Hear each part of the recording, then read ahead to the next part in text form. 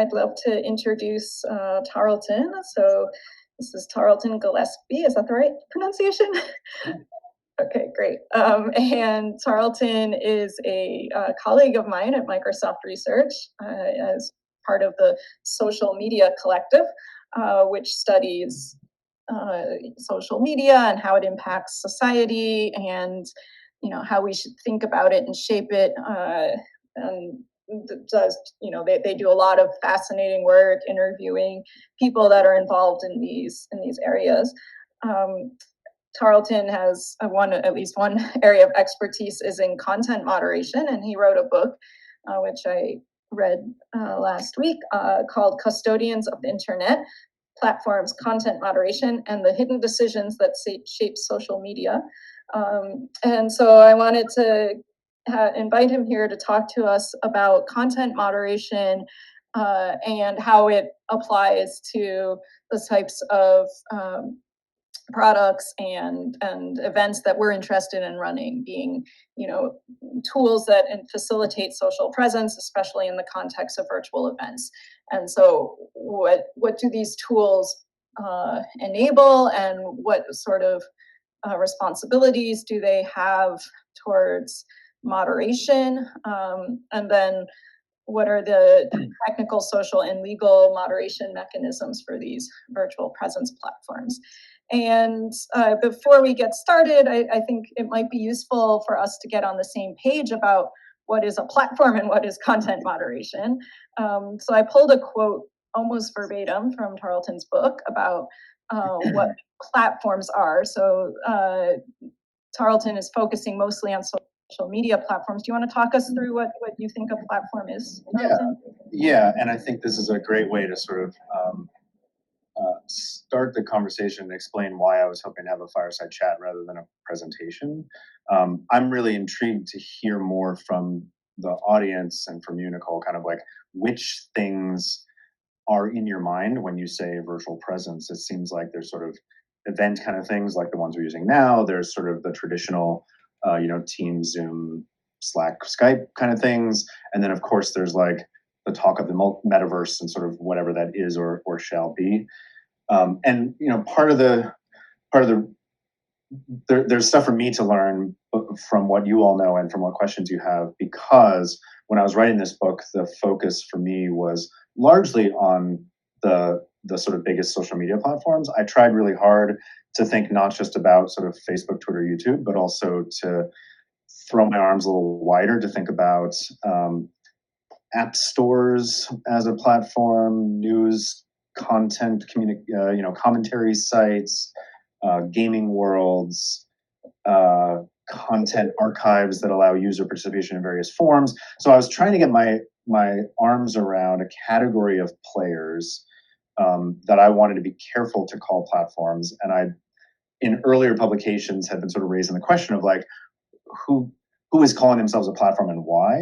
I think it's a very strategic term that I think sort of was not only about highlighting a new set of software tools, but also was trying to imagine what it meant to have, what roles and responsibilities an intermediary had. I think this is true from the start when we look back at earliest YouTube, earliest Facebook. In the midst of offering like, hey, this is a place where you can post your videos and express yourself and connect with people, was parenthetically, that's up to you. We'll provide software. We'll organize things. In that sort of early statement, there wasn't much about content moderation, although all of the platforms were doing it. It just wasn't like a loud part. It was sort of like we were hearing the story about kind of the freedom to associate and the kind of ease with which we would find stuff we want to watch and people we wanted to talk to and news, entertainment, whatever it was, whatever the sort of particular offer. I think what we saw over the next sort of decade and a half was that platforms ran into a challenge because what they were trying to do was broker people together. This is the kind of like economist language of a platform, right? Bring two parties together, whether that's sellers and buyers, or in this case, speakers and listeners, even though they overlap in all sorts of ways, bring them together, benefit in some way off of putting them together, and quietly manage what is their responsibility for having done so, right? The ideal for most of these platforms was as little responsibility as possible. So if this software puts Nicole and I together and Nicole and I start harassing each other, that's our problem, right? Why is the tool the responsibility any more than the bus we got on together, responsible for the fact that we're now yelling at each other? At the same time, those platforms were engaged in content moderation, so they were kicking off spammers, trolls, pornography from the start, right? But it wasn't a big part of the snapshot. So what I tried to do at the beginning of the book, I wanted to write about content moderation, and what I wanted to do was to both explain to people who didn't know much about it how it works, why it's there, why it runs into the kind of public controversies that it does. But even for those who know a bit more about the technology and the industry, to sort of say, look, when you take on this position, this is a very different intermediary position than, say, a newspaper or a TV network. The roles and responsibilities that are being set out for the makers of content, for the consumers of content, for the advertisers, for professional organizations that distribute on that platform, and for the platform itself, those are being laid out in a very different kind of terrain than traditional media had, or institutions that provide space. So like a library's responsibility for things that happen inside the building, or a university campus's responsibility for things that happen among students or students and faculty. So in this definition, I kind of say, like, well, instead of sort of going like, well, I probably mean Facebook and a bunch of other stuff, let's sort of like try to create a definition. And the definition was, in some ways, if you look at A and B, that's kind of the economist definition, right? It's a broker that brings content and interactions together. They aren't strictly responsible for having made it the way a traditional media company would sort of like, seek out a television pilot or assign an article to be written or create content themselves. What they're there is to say is, if you want to tweet, we can make it possible for you to do so, right? And we can create the kind of software infrastructure that's going to let that happen, and let connections form and let content be stored, let it be found through sort of search and recommendation. But we're going to step at sort of arm's distance from the fact that that interaction is happening, right? Whether that's a positive interaction or a negative one. The next part is like, well, where's the slice that's being taken off financially? That's in the form of data collection, advertising, maybe in some cases a payment system, but in most cases not. And then I added this fourth one, D, in the list, which is that I don't see a platform that doesn't moderate. Some of them do it proudly and loudly. Some of them do it quietly. The way you moderate, what things are unacceptable differs platform by platform. But in some sense, like, it's not a platform unless there's a selection process. That is in some ways what platforms offer, right? But if you think back to sort of the initial offer of YouTube, it was, there's already video on the web. It's hard to find. It requires a lot of skills to post it and store it, and there's costs involved. But it's all there. If you want to post whatever video you want, you can do that. What we're going to do is make a place that's easy for that to happen. We're going to collect it all. We're going to create, impose search engines and organization systems so things are findable.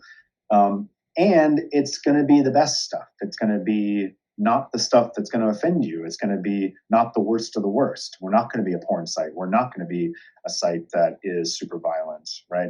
So even in the offer that says, yes, please send us your videos, this is going to be the place you want to go, it's all going to be here. The extra message was actually not all of it.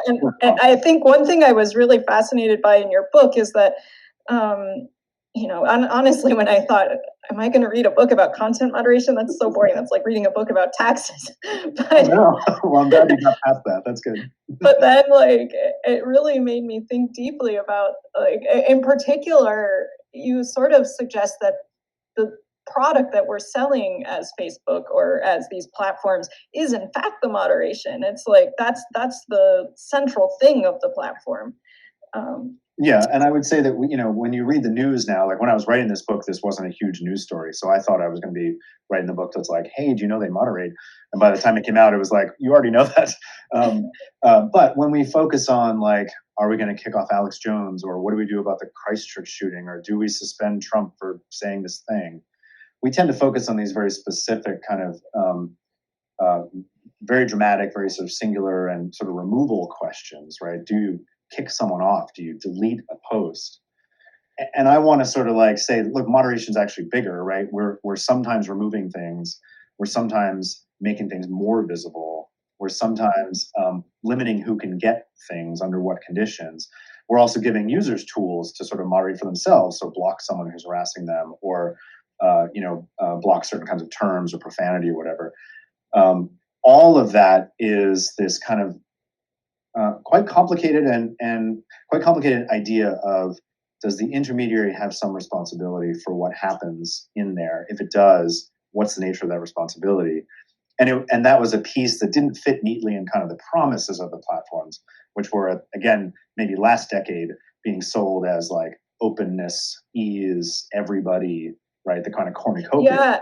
And I think what worries me a little bit is I see the metaverse being sold like exactly that way now. Yes, it does. Metaverse is about anyone can be there and we all have access to each other and it's going to be a happy, wonderful community. But we know it's not. And I think this might be a good point to bring in some of the questions in the chat. So Jason is pointing out that like, moderation existed well before technology, before this kind of internet-based technologies, right? And so buses, I think this might be a little bit of a pun, or platforms, but ouch. But anyway, like cities also are platforms, and moderation happened even there, right? With like zoning laws and this kind of thing. Yeah. I mean, I think that's absolutely right. I think that maybe we could extend the word platform back and sort of say like everything's a platform. We can also say that whenever we have public environments where individuals are invited to circulate, there are structures in place to manage that, right? I say it in very vague terms because it's like those might be employment relationships, right? So like you and I work in the same office. There are already structures about like how we're supposed to interact. They aren't just about like, are we not going to do terrible things to each other? It's also about standing and responsibility and reputation and what's acceptable, and then all the rules about sort of like what's too private or inappropriate and what's sort of publicly acceptable. And then it might be things like, are you allowed to attack someone for what they said in a meeting, right? And all those things happen. When we switch to the public ones where you're not already under a kind of professional structure, right? You're not signed on as an employee, you're not under contract, you're there as a sort of public member, right? Whether that's walking into the park or getting on the bus or walking into the library or getting on Twitter, then it becomes a question of how much does the broader social norms manage things? We know we're not supposed to punch someone in the face. How much does the sort of policing, the external forces that can oversee that, like the police can arrest me for punching someone in the face? And then how much does the intermediary, how much should they and how much can they, and with what impact do they set a set of expectations, right? We see this all the time. We like walk into the mall and there's a sticker on the door that says like, be considerate of people, or like, no pets allowed, right? Like who had the right to say that, right? That is a commercial entity that has a certain set of rights about the space, and then we can actually debate those. We do debate those. Like if I go into a mall and I get up on a soapbox and start yelling about my politics, can the mall send me packing? Right? There have been Supreme Court cases about that, right? Is that a public space under which my rights exist, or is that a commercial space where they get to say this is not part of our commerce, so it has to leave? But message. I'm getting you in bits and pieces, Nicole. I'm sorry. I tried to move rooms. Gotcha. I can hear you now. I would say the other thing is that I still seem to have Yeah, I was going to fill while you're doing that by saying that the metaverse is certainly being presented, at least Facebook's metaverse, maybe Microsoft's metaverse. Again, whatever that means. Uh, the vaporware that is metaverse uh, certainly has a vision of community and access and ease and good relationships that will certainly happen, but won't always happen. And they won't happen without anything encouraging them to happen. We encourage that through design. We encourage it through rules. We encourage it through uh, external forces that are allowed to say what is and is not acceptable. All those things come together in some sort of matrix of norm setting and rule setting. Yeah, so I think a lot of what we've been talking about so far has been around behavioral moderation. And there's also a sense of content moderation that's, I think, common, like to both the sorts of platforms you looked at in your book and the sorts of events that this community is interested in building, and the academic metaverse as well. And so one of the things that you go over in your book is that maybe we should port this kind of, shift the responsibility for moderation from the platform to the community. And I think this is one place that there's a difference between academic events and like Facebook that is somewhat different, interesting to me, which is that academic communities typically have peer reviewing that serves, I think, as a type of content moderation. And we struggle with it a lot, right? Like we have all sorts of discussions about, should this be double blind? Should this be are we overusing the reviewing resources of our community? So I'm curious about like the extent to which this, there's sort of a difference in where the responsibility lies in these two worlds, and I don't think that either world has it right. And curious what you think about that. Yeah. I mean, the first thing to say is that it's easy to start talking about content moderation as if it's like a single brush that applies to all things, and the reality is that it really does differ depending on both the kind of tool, the proposed setting, right? Is this academic? Is this public? Is this leisure? Is this whatever? The institution that's managing it, and then the kind of expectations and practices of the users that end up showing up there. So, for instance, in some ways, I think one of the things that surprised Facebook, I'm talking really early on, like 2004, 5, 6, 7, not the more recent stuff, is that Facebook started as a campus phenomenon, right? It started literally with Ivy League universities only, and then moved to colleges. And when they didn't have the same kind of problems that they would have a couple years later, it might have seemed like, oh, people are pretty well behaved here. But part of it is that like it was already leaning on a set of expectations that existed, that people knew how to be college students, right? And they brought some of that to bear. So there were certain topics that weren't going to show up. There were certain behaviors that were going to be less likely. They didn't get the problem of like, does breastfeeding count as nudity, right? When they had 9 universities treating it like I wonder who's friends with who and who's attractive, whatever.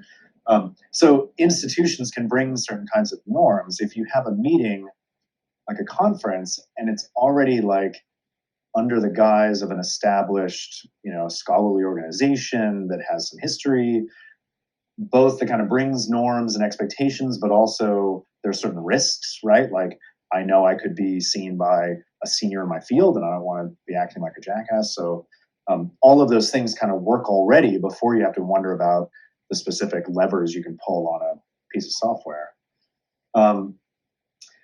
With the kind of settings that you're talking about, a kind of virtual event space, I think you've got an interesting blurring of the two, right? So you can import some of the academics norms. You can say these papers will be peer reviewed, and we know peer review is not a perfect system, but it is a moderation system, right?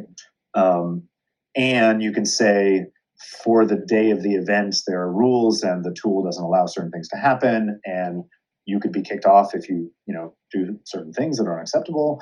And some idea about who can do that, right? Is it the conference organizer? Is it anybody? Is it the person managing the specific moments, like a seminar or a panel. And then you've got these blurry aspects, right? Like peer review is a kind of pre-moderation, right? So you say, here's what I plan to talk about, and we can say yes or no, but of course that can change between the moment you sent in a paper and then what you decide to rail on. This software could be designed for academic purposes and then next week be sold to corporate purposes or advocate purposes or made available to anyone, right? So then the norms you were kind of counting on aren't going to be there for the next implementation. So there's a very funny balance about that question of what you can plan for, what you can bring in extra institutionally, and then what you have to put in place.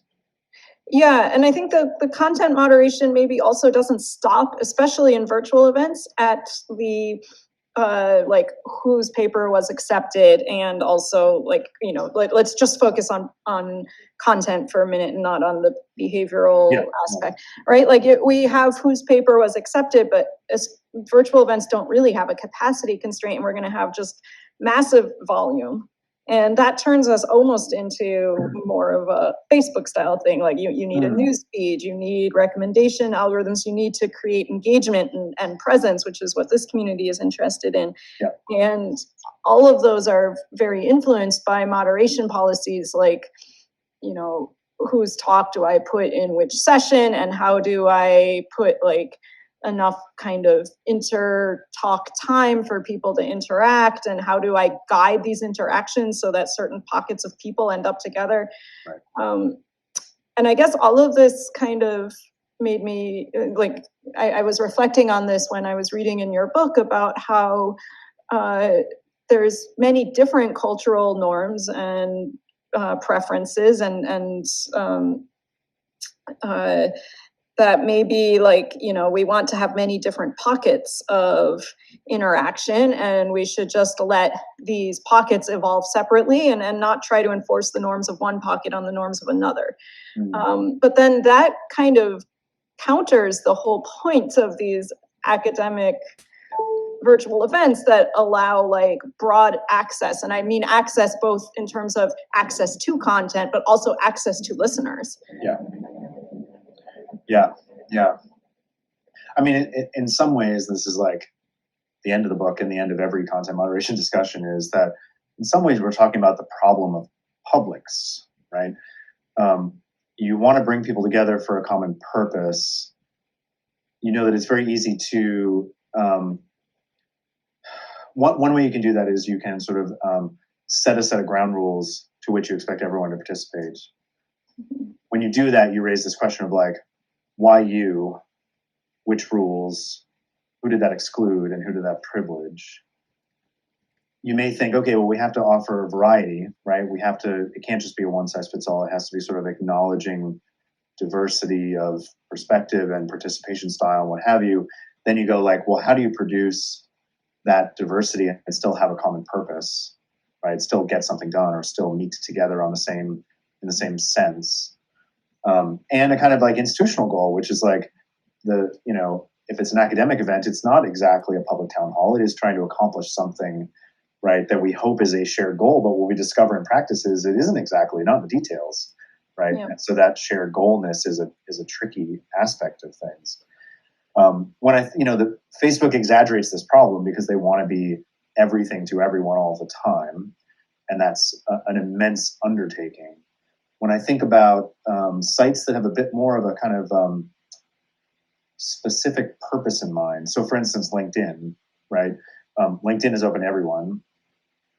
They have content moderation problems for sure, but I think they don't have quite the same kinds and levels of problem that Facebook and Twitter do, in part because the offer of what it's for does some moderation work, right? And not just having us all bring our best selves, but also the risk, right? There are already consequences, right? If I go on there and I'm an ass and Jason sees that, maybe I don't know how Jason will matter later, but maybe later on, he's on a tenure committee or on a conference proceeding, and that's going to be consequential. I'm living in that space with a little bit of awareness about a set of costs that LinkedIn isn't going to impose, but professional environments are going to impose. The bigger that gets, the more things LinkedIn tries to do, the more it kind of dislodges from a set of professional goals and expectations. it may open up to even more of those problems of like, I'm here to cause trouble, and I'm not dissuaded by professional consequences, because that's not really why I'm here. So I would think event spaces have an interesting balance, because they both have to be like, we're trying to be as open and open to the public as possible, or at least like a widest invitation possible. But we can also kind of use the professional, institutional norms, consequences as a part of the moderation process. But it doesn't suffice, right? Interesting. Yeah, I guess also another tool that you mentioned for these other platforms that is also relevant for maybe event spaces, and we've talked a little bit about it in past talks in this seminar series, is kind of so you talk a lot about collective lenses, or a little bit about collective lenses. I think so. A collective lens here, as I interpret it, is that we as the users or consumers collectively do the content moderation, and that felt a lot like peer reviewing to me.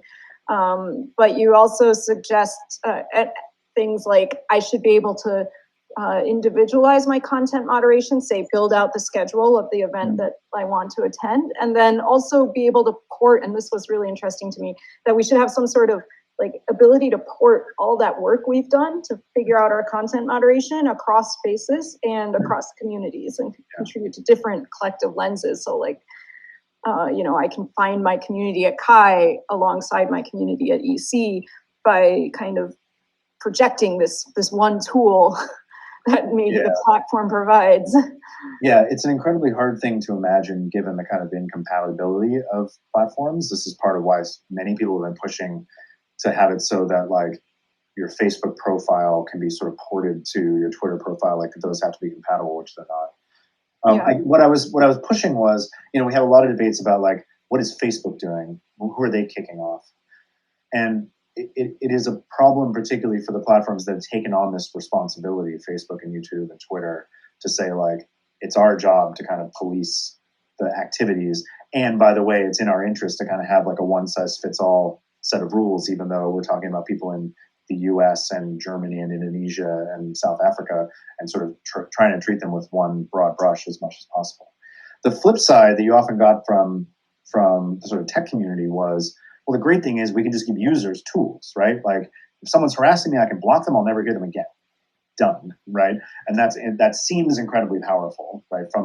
If we were all just kind of billiard balls running around, if there's someone harassing and we all just kind of, shush them, then they'll go away because they won't be getting the impact that they will, and I won't be bothered by them. It's good. Those things should certainly exist.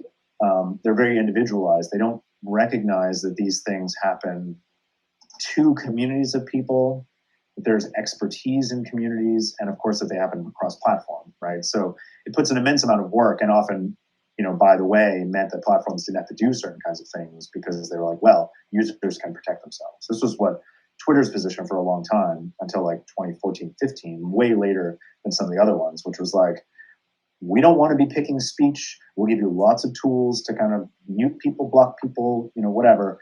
And then report it to us as a sort of last line of defense. What they didn't do for very long was to provide tools where you could do it together, right? So sharing block lists, right? If I am a feminist journalist and I've blocked 150, right-wing assholes, I should be able to just hand someone else that list. Like that would be a good thing. And it took a long time for Twitter to do that. There were third parties that did that. So what I was doing with the collective lenses things was to say, could we lean on the expertise of communities and expert organizations and say, I'd love to know how to block, white supremacist organizations. I can't keep up with like what the new ones are, but maybe the Southern Poverty Law Center can, and they can offer a list that says, here are the ones that we think are reprehensible, and then I can just sort of like impose that on my view system. The real question here, though, is that even when you hand more power to the users to personalize, even if you give them community-based tools, it doesn't relieve the platform from doing certain kinds of things. And I think Reddit is the real strong example there. They were like, we have subreddits, we give all these tools to the subredditors, they should moderate, and we can have like a light touch. And for a long time, until about 2014, they were kind of like, look, it's up to the community to do that. Some communities are 100 people, some are 500,000, but we're going to give these kind of volunteer moderators the tools to do it. And that was great until they started getting, it wasn't great, it was working until they started getting groups that were like, well, we want to circulate stolen nude photographs of actresses and no one in the group has a problem with that. So let's go for it. And suddenly Reddit's like, oh, we still have to say no to certain kinds of things because there are things that a whole community will find acceptable, but we have to find it unacceptable because of our public obligation or our obligation to victims or our obligation to, public discourse. This is where it gets really hard, right? Why is it a platform's job to stop users from doing something they want to do? Not just when you have a dispute, right? Where if someone's being harassed and doesn't like it. Yeah. These are really hard questions. Yeah, I have several thoughts about that, I guess. Yeah. One is this idea of blocking people. It seems very binary, and I also found, before I go there, the ACM just introduced this blacklist type thing, which I don't know how publicly known this is, but we have, every time we want to organize a conference, we have to check or give an award or invite a speaker, anything you want to do that's kind of like involves asking people to join. You have to check every individual's name against a violations database, which they've written a tool to do. And then if the person shows up on the violations database, you have to rescind the invitation for whatever it was you wanted them to do for your community. And so this enables, in a sense, a cross platform, if you think of each conference as a platform, across all ACM sponsored conference platforms, a collective lens on who we should block, but it's also, I think, for reasons of privacy, not very transparent. So I can't know for why this person was blocked. I just know they're not allowed to attend my conference. And it also kind of feels a little bit like it's taking power away from me as a conference organizer. And then there's questions of how broad should it be? Like, what if there's a conference organized by AAAI or IEEE, or, should they also have access to this violations database? Yeah. I mean, I think what interests me here is that we can step away from the kind of content moderation debates about Facebook and Twitter and go, our thinking as a culture, at least in the US, I don't have access to some of the other places, but our thinking as a culture about institutions' responsibilities for their detached participants is changing, right? And many people want it to change. So the idea of saying there's someone in our industry who has been harassing students and has been terrible, but it's only been kind of a campus-specific piece of knowledge. Does that matter for their kind of role in an ACM community or a cross-campus scholarly community? It used to be no, largely no, right? Unless they were like in jail or something, right? And it's now becoming yes. And we're grappling with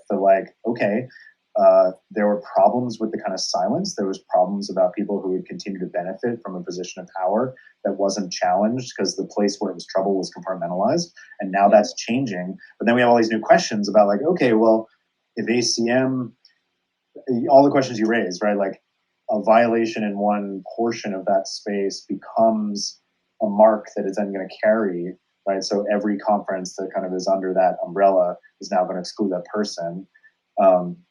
Is that just because before they were benefiting from no one knew, they just kept going to the conference and kept getting awards and kept being feted as a star, but they were doing these terrible things.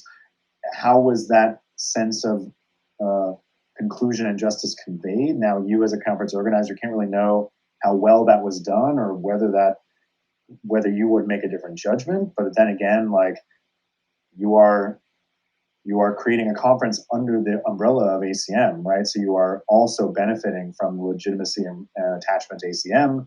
So if ACM does have it's a really tricky question. And so we both have the kind of should Facebook kick off Facebook user X? That's an interesting question. But the broader question of what does it mean to have and convey responsibility over a gathering, right, that is not strictly managed by employee-employer relationships or strictly managed by sort of market exchange, but is some kind of social and institutional collection. We've got a new call that says that sense of justice and violation and the protection of people that should represent has to carry, and the intermediary has a responsibility that they didn't have or weren't enacting 10 years ago or 20 years ago.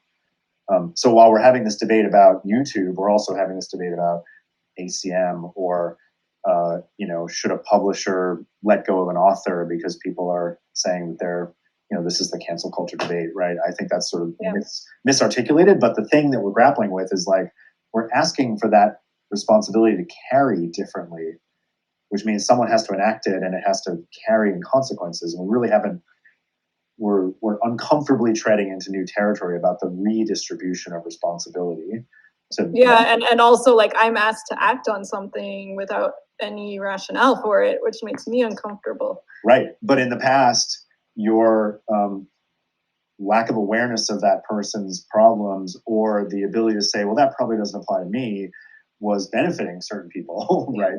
Yeah. So, who are the Harvey Weinsteins of this field and how much are they enjoying the ability to keep being who they are? Because, both sides there are really important and we haven't sort of managed that. So these fights about content moderation in a tool or in a social media platform are now proxies or tied into these broader questions about, what it means for an institution to impose a set of rules. And the reality is that like ACM imposes rules all the time, right? Before this, they were just rules about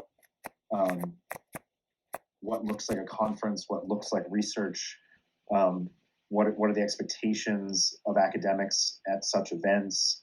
How do you comply with the law? How do you comply with the contract at the hotel, right? Like there were all sorts of things. I mean, part of the management of a conference is managing all those things, but they weren't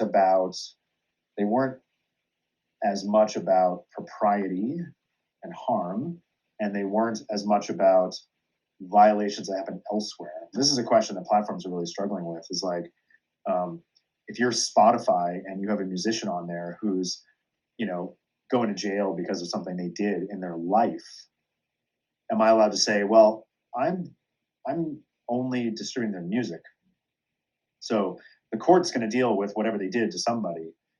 There's music and I have a contract and the music isn't a violation, it's not purporting anything awful?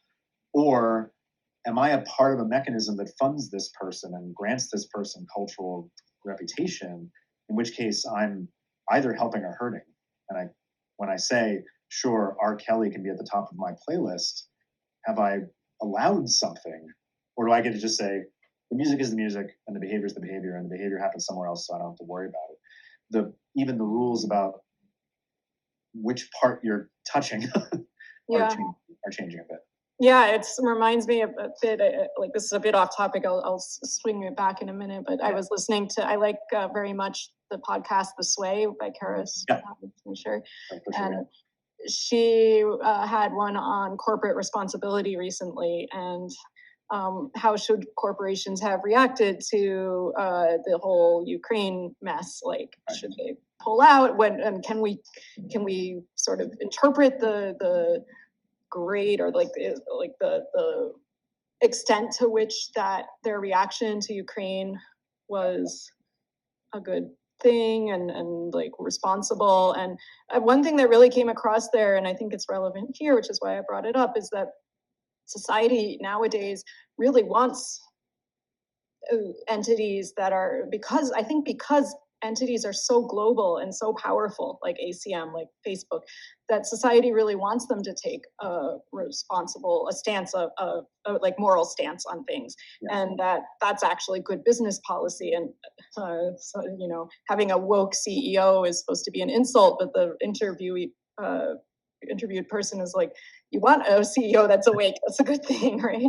Right. Yeah. I mean, both for the reasons of like the globalness, the speed of it, that's certainly an argument for why we need Facebook and Twitter to do things that are awkwardly, it's not because we think they are responsible, but we think that they are the only line of defense, right? That's sort of one argument. If we really want to get into it, I think it's also because we've lost a little faith in the organs of the state to do these things, right? So the feeling of why Spotify should kick off R. Kelly has to do with R. Kelly not facing justice. The feeling of like, should Microsoft speak out against Russia has to do with like a frustration that nothing else happens in the kind of state level, right? So this call to say like, couldn't corporations be saying more, doing more, right? Like taking a stand on Black Lives Matter, taking a stand on environmental, climate change, has to do with a dissatisfaction of other mechanisms. That takes us way up. That takes us way up. Yeah. So we can chat later. Pulling back into the event space and this sort of blacklisting and stuff. I had mentioned offhand that this feels very binary, and I think Benjamin and Jason both commented on this in the chat that like we don't want events to be, virtual events could be entirely open. They're super cheap to run. They could even be free. And like, maybe the technology is a barrier to some, but that will improve with time. But there is the sort of point to gatekeeping. But I don't want to like completely eliminate people that are irrelevant, but I also want the right people to be in the conversation. Yeah. And so I don't want to get like I don't want to get flooded with irrelevant questions or. I mean, let's take it back to the events. And I'm also thinking about something Josh said in his comment about ephemeral things, so things that can happen in the moment. That we can get back to, like, we can ask these big questions, right? Like, how is responsibility shifting? But we can also ask pretty specific questions that say, when you imagine an event or a tool that's for events, which complicates a little bit because there's different kinds of events. When you imagine an event, like, what is the range of restrictions and facilitations that are designed to suit the event, are designed to be fair, are designed not to be exactly just what one organizer wants, but are attuned to the variety of things that happen and are relatively non-intrusive and not an imposition of power, right? We get a bunch of things, right? There's a lot of things you can do ahead of time. So setting norms, we're seeing it more in face-to-face conferences that are putting out their kind of like community guidelines, basically. So setting out expectations, that's like probably the most powerful thing.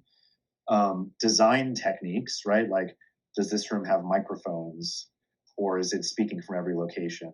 If Josh gets up and starts saying something terrible, can Nicole shut down the microphone? Can I shut down the microphone? Can no one shut down the microphone? Can everyone shut down the microphone? Those are really powerful choices because they can be enacted and because they're even known ahead of time, right? So like the ability to exploit the situation and take advantage of it. And then some sort of like moderation mechanism. If a situation arises, what are the things that can be taken, that can be done, and what are the justifications?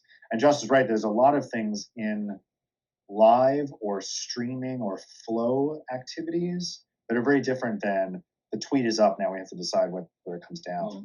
So you can look at things like Twitch, right, which is often dealing with live events and streamed events. And they'll do all sorts of things like booting someone for a minute, right, or for 10 minutes, or making it so that the last 5 statements aren't visible to people, right, but the person can keep talking. And they'll use techniques that are much harder for something that is sort of contents posted or contents not posted to kind of they can manage the kind of simmering up and down of a situation that are, on the one hand, like lighter touch moves, right? I didn't have to kick someone off. I didn't have to suspend their access. I didn't delete their statement, but I can slow something down. I can, I've heard stories about the moderators who manage these like chats that are thousands of people, and there are like 2 or 3 moderators. And what they'll do is if something starts to get really harsh, if people are yelling at each other, they'll bump 3 people off for 5 minutes, and they'll throw in a joke that has a lot of participatory opportunities, right? So then like they try to veer the conversation off so that by the time those people come back in, the conversation has moved and the opportunity to kind of make it worse and harass someone has kind of passed. It's interesting. How salient is that to the people that are bumped off? Because I could imagine implementing that, especially in virtual event spaces, by just pretending my connection got bad, right? Like, yeah, I mean, and it's the fact that you had to put air quotes is really great because it's like, on the one hand, it's less intrusive than literally banning someone. On the other hand, it's less accountable because it's hard to tell it's happening, right? And so Yeah. one of the objections that's happening in the social media space is this question of like, how much is my content being reduced, not removed? If my video goes up and then it goes down, I can tell, right? The video's gone. There's a little message. Maybe I have a dashboard, like Facebook offers me a dashboard. If my thing was going to go out and then it got factored down so it was recommended to fewer people than it would have otherwise, but the would have otherwise is not a stable category because it depends on 100 different criteria, and there's no sign of it happening. Is that better because it kind of like managed it, or is that worse because that's like an unjust intervention? So if you pretend that my mic is fluttering, right, but really you're doing it, but it sort of looks like a tech problem that people just sort of brush it off, was that better or worse? Right? One argument says it was better because it kind of just kept things moving. I'm back in a minute. It looks all sort of open. Or you argue it's worse because it's like a weird imposition of power that no one can hold you accountable for, as opposed to saying, here are our rules. Certain kinds of things will get you silenced. When you're silenced, this is what's going to happen. You're going to know it happened. And if you do it 3 times, you're gone, right? And that kind of like, are we looking for justice in our process, or are we looking for process that is just, right? And that's a really tricky balance. Yeah. I'd love to open this up to audience Q&A. You've been pretty active in the chat, but if you'd I'll try to scroll back too. If you'd like to join the conversation, please navigate to a mic and talk to us. Hi, Benjamin. Good morning. Good morning. Or whatever it is. I would love to introduce a maybe a little bit different thread in the conversation, which is specifically thinking about academic conferences and the kind of platforms that they run on, and the kinds of moderation issues that arise, and the present state of the technology in that area. Where are the low-hanging fruit? What is the community of platform builders missing in terms of tools that could be provided, or ways that things could be presented, or forms of social organization that could be encouraged and promoted, or what can we do with kind of what's in front of us to make things better? That's a good question. That's a good question. So I'll throw some answers out, but I haven't spent a lot of time looking at the many things, so I'm not going to know like, oh, this player is doing something cool and they should, it should go across the field. It's more like if there are tools that are emerging now out of especially the needs, prompted by COVID, but that were already kind of on the way, that should look at the lessons of social media for the last 15 years, because they're going to run into these problems.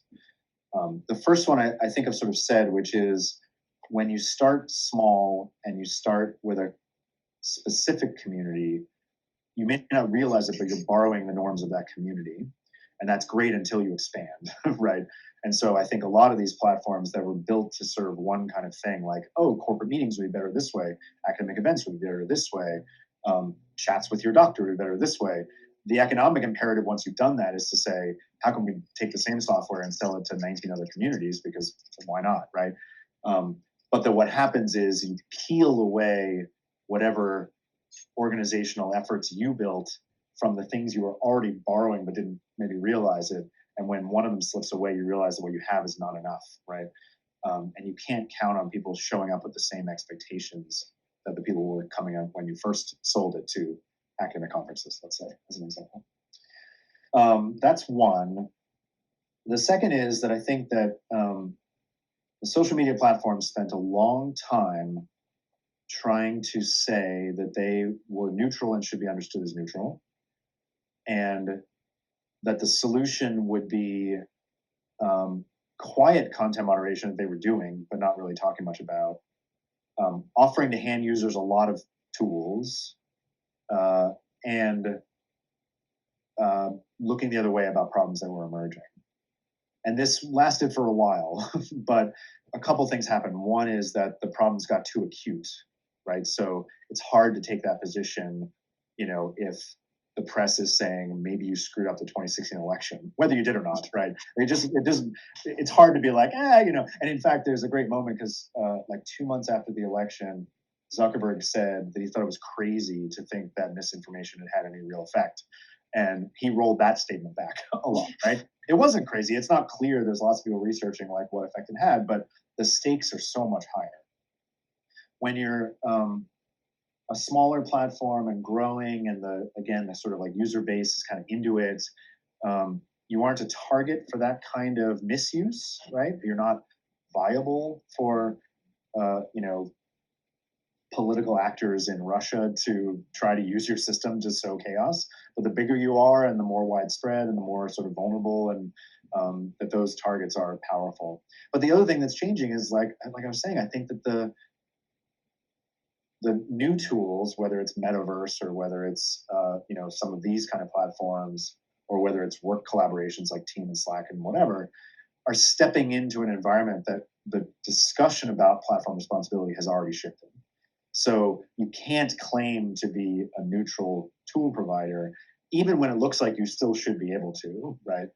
And I think that notion, the articulation of like subtle ways in which tools shape things has shifted. So the kind of argument that Facebook doesn't just make room for bad behavior, but it amplifies it, right? The stories about engagement, you know, triggering kind of anger, outrage being sort of expanded because of the workings of the system, like those arguments have gained traction. So as we build tools that are like, well, this is for a different thing and everyone wants to be there and it's going great and no one's, you know, distributing misinformation through it, I think those things will come.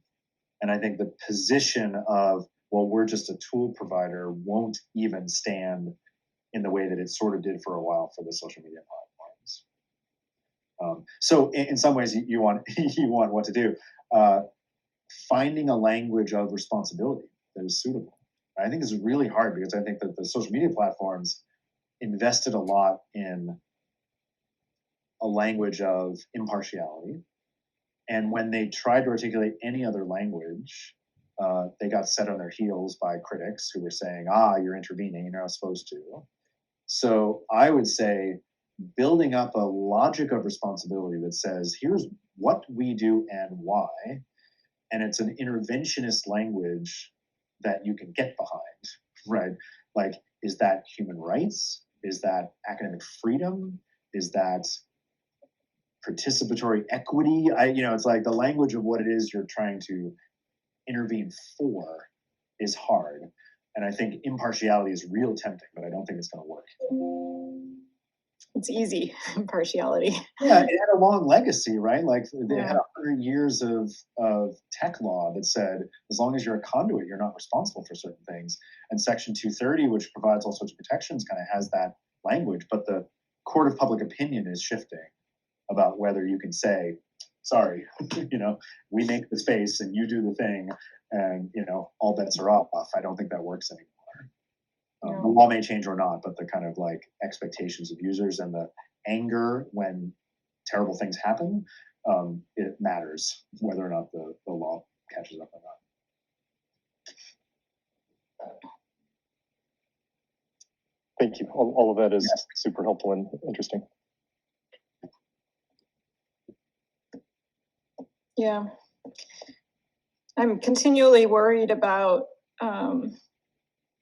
where the responsibility for the content moderation lies and with which organization, and how is that power spread across, because this shapes our, like you're saying, we bring the cultural norm of the communities that we were born in, but then we start to like build a new cultural norm and a new society in the context of these platforms, and that is a little scary. Honestly.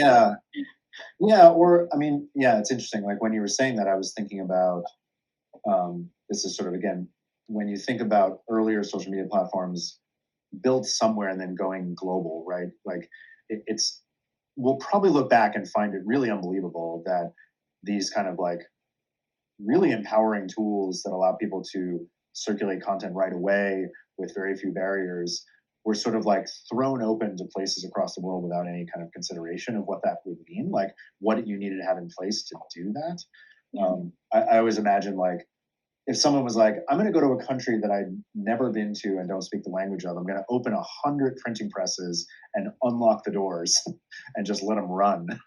And I'm sure that's going to be awesome. We'd be like, whoa, wait a minute. Like, do you have any idea what that's going to do in 19 different, places with different political environments and different whatever? But that was sort of what we did. When there's a moment, I think I mentioned in the book, when I was talking to someone at YouTube, and again, this is way earlier in the process, and they said, every time we open up YouTube in a new country, we get a lot of flags, which is people complaining about videos. I was like, oh, that's interesting. And they said, and we just ignore them because they quiet down after a while because people get used to the norm of what's acceptable on YouTube, right? And it was like, oh, that's interesting. A different reaction would be to say, we have a new user base and we have to listen to them more, right? Because they are expressing a different value system. But what they did instead was like, when they see that that's just going to be acceptable on YouTube, then they'll stop flagging the content. Now, what we thought was we were building like these kind of like internet value-free open spaces, but what we really were doing was kind of extending out pretty specifically American notions of what is acceptable content and American ideas about why it's right to intervene or not to intervene, and those norms may be quite different in different parts of the world. It's not as if the YouTube's rules were free of values; they just had ones that hadn't been particularly questioned. But there should be, I think, some human values that are Right. So the answer is non-negotiable. Goes right. It can't be like anything goes. But when I go like, well, I know what shouldn't be there, then it's like, well, that's awfully presumptuous and uncareful to assume that I know what the global values should be.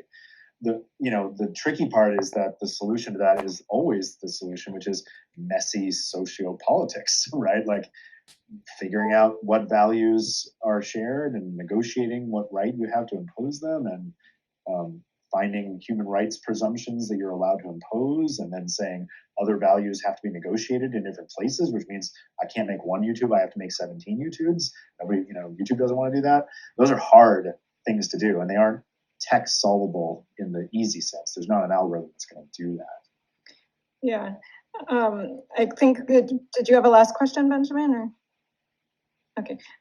So I think maybe I'll wrap up with one last question, which is fairly uncomfortable, I believe, which is that Love it. We want open access, but we don't want open access. We want everybody to be able to talk, but I don't want my students to bother me, like when I'm trying to say grade exams or something. I don't want, and I don't want to be, Jason mentioned in the chat that he was at a conference where somebody off the street, like it was on price theory, which is a field of economics, and somebody came off the street and started harassing the speaker, and but you don't want to not let somebody off the street come to the conference because maybe there's value in the spread of knowledge. And so the uncomfortable thing for me is, should there be a gatekeeping aspect of like people aren't like, you're not good enough to be here all the time because you're just No, it's a great question, and I think really what we have to remember is that I would flip it around and say that we have been enticed by 30 years of thinking about the internet and some of the mythos that animated it into thinking that open is always better.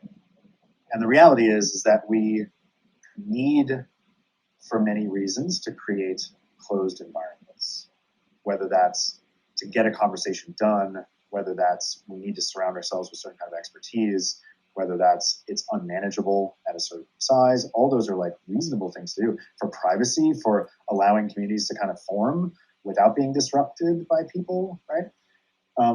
Those are all good reasons, right? So the reason that says I need to grade in my office with the door locked because I don't want to reveal other people's papers to my students, that's a very good reason, right, to exclude someone from your office. So that's not an unfair or unjust thing to do. It's justifiable. So I think the idea is like what we're being faced with is both the idea that openness doesn't win out on all things, which is hard because it sounded really good and it tickled our sort of like deeply held values.